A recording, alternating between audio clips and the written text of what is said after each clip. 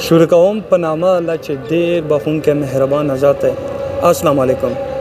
قدرمنو کتونکو د خیبر ولس په شیشه باندې پروګرام دی د پښتنو جرګه. زه یم ستاسو میزبان نورالامین افریدی. قدرمنو کتونکو دا وخت زه موجود یم ضلع خیبر لنډ کوتل سلطان خیلو کې.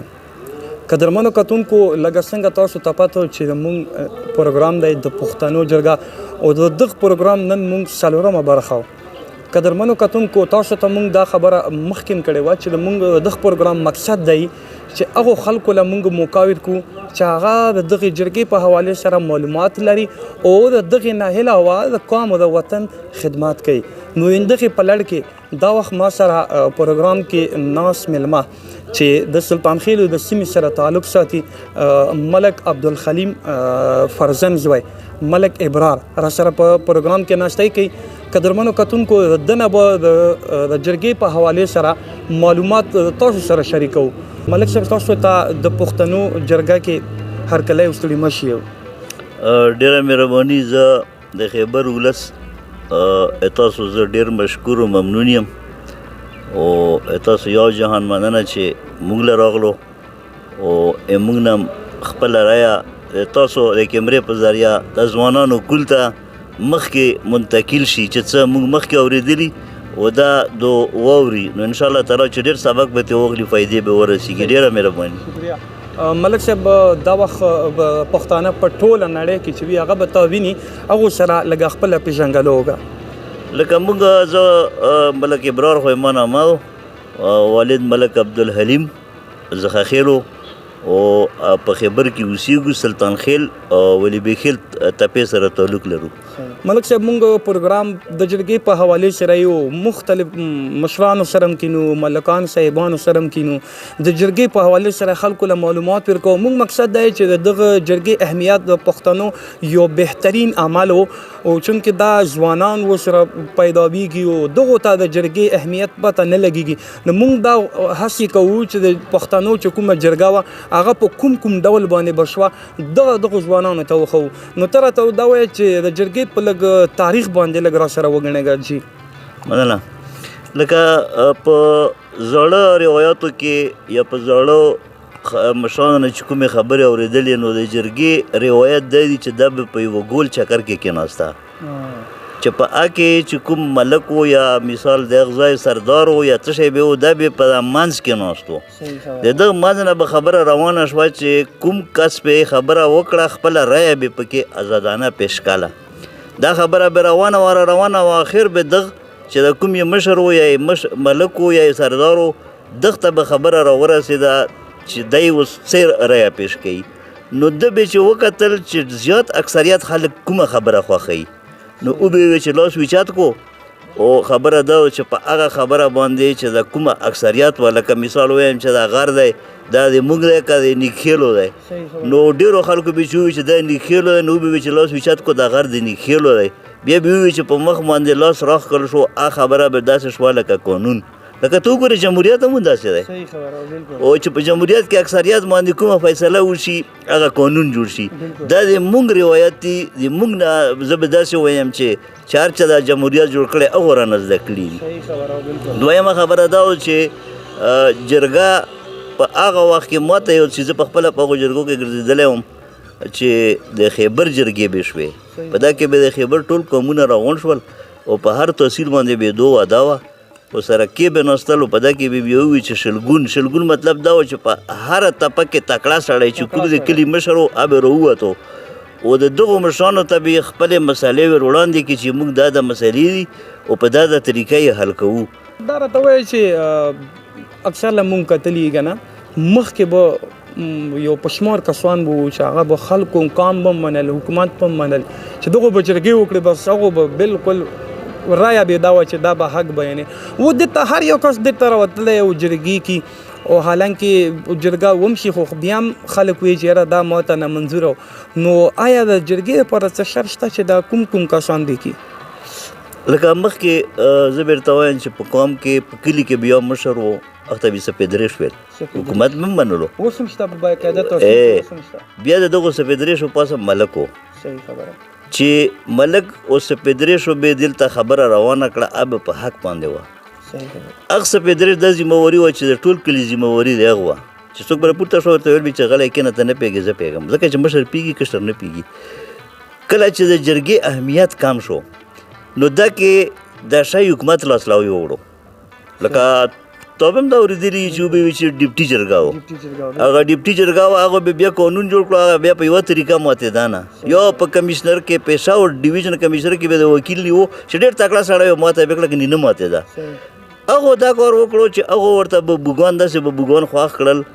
چې هغه به بوګانو به داسې منصفان نیول چې هغه به بیا پیسې اخیستې لکه مخکې ما خبره وکړه چې پسه به یې راوستو او پسه به یې یو خیریات غوندې وشو خلک به هم خبر شول لکه پټی چې خرچین پسه پکې رالیږي دی موږ ثبوت دی نو هغه د پسه نه پیسې جوړې کړې ورته ویې چې ته بس پسه موږ له مړه بس موږ له پیسې راکړه موږ به پسه واخلو پسه دغه ځای ته هم ورسېدو چې ما ته یو چې په ځینې جرګه کې په واده باندې به لکونه روپۍ د منصف نه اخیستې و د هغه به په هېڅ کار هم نه شو بیا دغې نه خبره بیا داسې شوه چې کله یو سړی هغه یایي نه چې روږدی عوامه کني بیا یې برخه مه ورکوه چې کله په پیسو روږدي شول نو بیا چې 100 زره یې اخیستې هغه به ورته وي چې مړه خو داسې کار وکړه چې لږې بې ډېرې کړو خو داسې ولیکه که نه نو هغه پیسې لږې و ډېرې خو بیا ډېرې خو ډېرې ښي هغې وجې نه چې کله بیا هغه مخه پیسې را ډېرې شوې دلته به انصاف ونه شو نو خلک جرګې نه خفه شول ځکه چې جرګې هغه شکل واوښتو که نه پیسو ته واوښتو نو په دا وجه باندې زه خو ډېر پکې په دغه کې یم چې دا په حکومت داسې کړي وو او خاص کر پولیټیکل انتظامیه په هغه وخت کې چې کوم به بوګان وو هغه به ځان سره دا زه بېرته هغه وایم چې هغه ملکان دي زه په خفه کېږم هم خو هغه به یې دستخط وکړو نو هغه له به یې پکې خپله حصه ورکړه او زه بیرته خپل پلار کیسه وکړم چې یوه ورځ یې هغه ببو ته وویل چې مهرباني وکړه چې ما په جرګه کې ما اچوه دغو به پیسې ورکړې هغه ورته وایي چې ما له به واسکټ راوړې ولا چې لاړو چې داسې ښه واسکټ یې ولا وخت چې دا واخله ځکه چې تا سره 3 کسه پیسې اخلي او ته نه اخلې نو یې به چې دا خو لیونی دی موږ په ریزه کې څه لګوتې وغې نو زه په خپله اوس ډېر ته چې په سلطان خېلو کې ما کمیټي جوړه کړه 2 پیرې مې دا خبره پکې وکړه چې هغه خلک راووځو چې جوب ته غره نه وو ځکه چې مشرانه په تاوان شي چې ته تاوان کړی شي ته مشرانه نه شي کړی که ته ګټې له راوتلی ګټې نورې وکړه د مشرانه ځکه خرابه شوه چې هر سړی ګټې له راوتلی بالکل ملک صاحب دا که تا ته پته وي چې کله دا نظام راغی د پارټۍ هغه په ضلع کې مارچ وه اوس وخت کې جرګې څه پوزیشن دی کمزورې پوزیشن به لاړه و که نه اوس هم فعال دی اوس جرګې پوزیشن دا دی که نه چې عدالت خو یې نه هغه چې 3 میاشتې موږ جج صاحب هم نه و لکه چې تاڼې له څوک راشي نو هلته پولیس ورته یایي چې داسې چل دی چې 2 خبرې دي که ایف آی آر کې خو عدالت له بیڅې او که جرګه کې نو منصفان نستي نو منصفان او دا هم درته یم زه دا پروانه کم چې پولیس دي پولیسو کوشش دی دوی چې موږ یې خیر طرف ته وړو خو نه اوس هم هماغسې پیسې پکې روانې دي هماغه منصفان هماغه پیسې اخلي نو انصاف به څه ته راشي ملک صاحب دا لکه که تا ته پته وي چې دلته مونږ ګورو که نه لکه اوس په حالاتو په نظر کې داسې جرګې ګوره دلته شوي چې سود سودا منځ کې سره شوي په سود باندې سره ځمکه ورکړي یا یې ټیرونه ورکړي یا یې لارۍ لین شوی او هغه بیا راغلي او د سود فیصله جرګه حل کوي نو آیا اسلام دغه له اجازت ورکوي نو دا خو ګوره سود یی چې سود ورکوونکی دواړه دوزخیان دي که نه نو دا دریم چې ویش دي دغه نه غټ دوزخي خو پکې دا شو او زه اکثر دا خبره کم د سود باندې خلک پیسې خلک واخلي که نه بیا چې کله یې وختو ټیم راشي بیا یې چې دغه را سره سود کړی وړکې سود خو تا مخکې تا کړی اول چې ته دله وې راغلی نو سود خو خدای پاک کوي چې څوک چې سود کړي ما سره جنګ ته تیار شي هکې وجه دا چې په خدای باندې یقین کمزوری کېږي چې موږ سود کړو او چې کله تا په خدای باندې یقین مضبوط وي نو ته بالکل سود اخیستو ته تیار نه یې بالکل تیږې په حوالې سره لږ معلومات راله راکړه دغو خلکو سره چې تیږه یی څه شي ته او د مونږ تیږه ګدو څه شي ده مونږ بار زاړه خلک را یادېږي که نه لکه موږ په تجربه کې خپل هم نه کړی هغه پلار هغه هم لیدلي دي نو موږ پلار کیسه کړه چې مخکې د مرایانه خلک وو چې موږ به ځواب ورولګلو چې موږ هم په منځ کې یو نو چې هغه بیا هغه نه کړو چې یاره هغه لانکای سړی مې په منځ کې دی به خفه شي هغه په منځ کې مطلب ده چې تیږه به کېښود اوس تیږه دغې ته یایي چې یو زورور سړی زورور خدای پاک دی انسان به څه زورور وي خو مطلب دا دی چې لږ په خاندان تکړی نو هغه تیږه کېدي او په کې مچلګی کېدي چې هغه تقریبا د 500 لکو یا د ډېر غټ رقم پکې کېدي چې بیا وصولاله هم شي دا د امن دپاره یي چې دا سره ویرانۍ ونه کړي یقینا چې موږ د مینوال به هم ترې خوند و مزې اخلي او ډېر معلومات به ورته ترلاسه کېږي زه دا ویل غواړم چې دلته په جرګه کې اکثره موږ کتلي چې افریدي په لیار کې راسره کښېنه نو په جرګه کې د افریدي دا یو بېل قانون جوړ شوی دی که دا څه کیسه و یاره چې ورته وګورې که نه تقریبا د پاکستان د قانون او موږ د افریدي لیار سره یوه و په دا کې لکه ما خپل سوچ ورته کړی که نه بنیادي پوینټ دا دی چې یو زورور سړی خبره وکړي که نه چا زورور وي په هر لحاظ سره نو اکثر به تا اورېدلي چې زه درته لیار لیکم څوک خو دې ماته کړي یا خلک یا لیاز کړي یا ترې ډارېږي یا څه چلي په سړي څوک نه ویرځي کنې لیار میار خو ته کومه لیار دو لیار یې دا و چې اوس مثال دی غلې لیار دو لکه څرنګه په عدالت کې ته هغه وکړې دعوا وکړې ته تی چې شهادان راوله داسې په جرګه کې چې دعوا وکړې هر تی چې تی ثبوت که یا شهادان راوله او که تا سره څه نه وي نو بیا به دا بل درته قرآن وکړي دا قرآن پکې به تورې هغې استعمالېږي د امن دپاره لکه وسله چې دا سړی به وډار شي اوس وخت کې که وګورې خلکو ته پته هم شته چې عدالت تکلیفات پکې ټیم پکې لګېږي وکیل به نسې پیسې به تا نه لګي د غریب سړي لپاره ډېر د مرګ کار دی ځکه چې دا د وس نه وتلې خبره خو خلک بیا هم عدالت طرف رجحان کي جرګې له اوس خلک ټیم نه ورکوي او نه هغه توجه ورکوي خلکو ته پته هم دو خو بیا هم عدالت له درومي په دا باندې لږه رڼا واچوه ګوره هغه یو متل کېږي چې نوي ګړي اوبه هسې خوږي که نه چې نوی ګړی راشي هغه اوبه خوږي چغ نه یې راوړو که خوږې وي او که نه وي خو نوی وي که نه مونږ ته دا شی نوی دی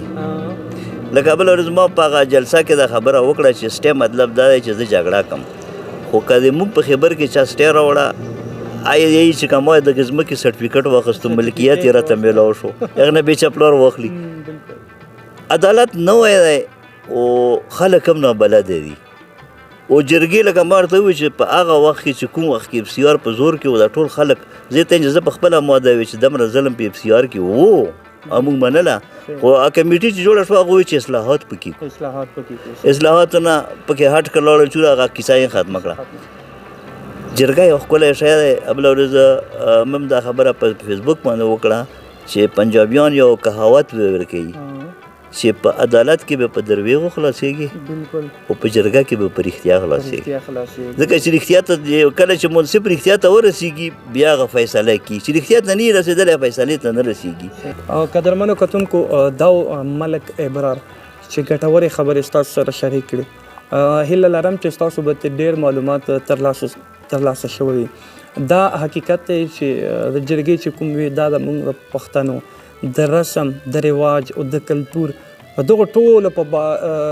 یو داسې به وي چې دا ټول یې اړخونه او دا کله ټول چې دا سره راټول به شي نو دا به نه به جوړه شوه جرګه نو دا حقیقت دی د پښتنو جرګې یو مقام لري قدرمنو کتونکو انشاءالله موږ به یو بل پروګرام وګورو هغه کې به بل شخصیت سره کینو هغه نه به نور معلومات راخلو ځوانانو تاسو سره به شریکو موږ هغو خلکو ته دا خبر ورکوو چې تاسو دا وخت موږ وینو مونږ چې کوم یو داسې پروګرام وي چې هغه معلوماتي پروګرام وي او تاسو ته څه معلومات ترلاسه کېږي نو هغه مخ په وړاندې نور خلکو ته وښوو ځوانانو ته وښوو چې دا وګوره زموږ مشران دي داسې فیصلې شوي جرګې داسې جرګه کې دا مسلې داسې وي نو انشاءالله چې تاسو به د ډېر معلومات موږ د پروګرامونو نه تاسو ته حاصل کېږي قدرمنو کتونکو دا وخت موږ پروګرام پای ته رسي تاسو ورکو خپل له اجازت هر چېرته چې مو ښاد اوسو آباد اوسو د الله په امان